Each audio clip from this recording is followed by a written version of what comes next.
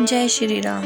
सूत जी बोले, शौनक, आज तुम ये सुनो कि शिव पुराण सुनने का व्रत लेने वाले पुरुषों के लिए क्या नियम है। नियम पूर्वक इस श्रेष्ठ कथा को सुनने से बिना किसी विघ्न बाधा के उत्तम फल की प्राप्ति होती है।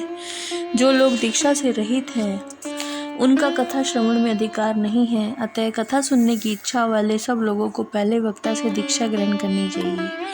जो लोग नियम से कथा सुने उनको ब्रह्मचर्य से रहना, भूमि पर सोना, पत्तल में खाना और प्रतिदिन कथा समाप्त होते ही अन्न ग्रहण करना चाहिए। जिसमें शक्ति हो वह पुराण की समाप्ति तक उपवास करके शुद्धतापूर्वक भक्ति भाव से उत्तम शिव पुराण को सुने। इस कथा का व्रत लेने वाले पुरुष को प्रतिदिन एक ही बार हविष्यान्न भोजन करना चाहिए। जिस प्रकार से कथा श्रवण का नियम पूर्वक सद सके वैसे ही करना चाहिए। गरिष्ठ अन्न, दाल, जला अन्न, सेम, मसूर, भाव दूषित बासी अन्न को खाकर कथा व्रती पुरुष कभी कथा को ना सुने। जिसने कथा व्रत ले रखा हो वह पुरुष प्याज, लहसुन, लीम, गाजर, मदक वस्तु, आमिष कहीं जाने वाली वस्तुओं को त्याग दे। कथा का व्रत लेने वाला पुरुष काम, क्रोध आदि 6 विकारों को, ब्राह्मण की निंदा को, पतिव्रता और साधु संतों की निंदा को भी त्याग दे। कथा व्रती पुरुष प्रतिदिन सत्य, शौच, दया, मौन, सरलता, विनय, हार्दिक उदारता इन सद्गुणों को सदा अपनाए रहे। श्रोता निष्काम हो या सकाम वह नियम पूर्वक कथा सुने। सकाम पुरुष अपनी अभिष्ट कामना को प्राप्त करता है और निष्काम पुरुष मोक्ष पा लेता है। दरिद्र, क्षय का रोगी, पापी, भाग्यहीन और संतान रहित पुरुष भी इस उत्तम कथा को सुने। काक, बंध्या आदि जो 7 प्रकार की दुष्ट स्त्रियां हैं वे तथा जिनका गर्भ गिर जाता हो वह इन सभी को शिव पुराण की उत्तम कथा सुननी चाहिए। मुने, स्त्री हो या पुरुष सबको यत्न पूर्वक विधि विधान से शिव पुराण की उत्तम कथा सुननी चाहिए। इस तरह शिव पुराण की कथा के पाठ व श्रवण संबंधी यज्ञोत्सव की समाप्ति होने पर श्रोताओं को भक्ति व प्रयत्न पूर्वक भगवान शिव की पूजा की भांति पुराण पुस्तक की भी पूजा करनी चाहिए।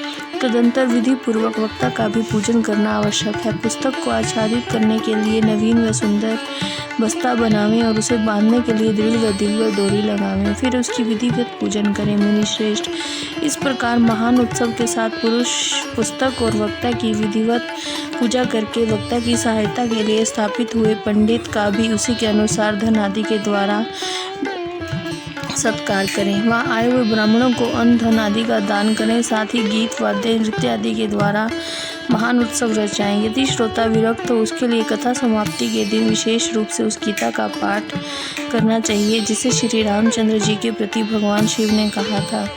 यदि श्रोता ग्रस्त हो तो उस बुद्धिमान को श्रवण कर्म की शांति के लिए शुद्ध हविष्य के द्वारा होम करना चाहिए।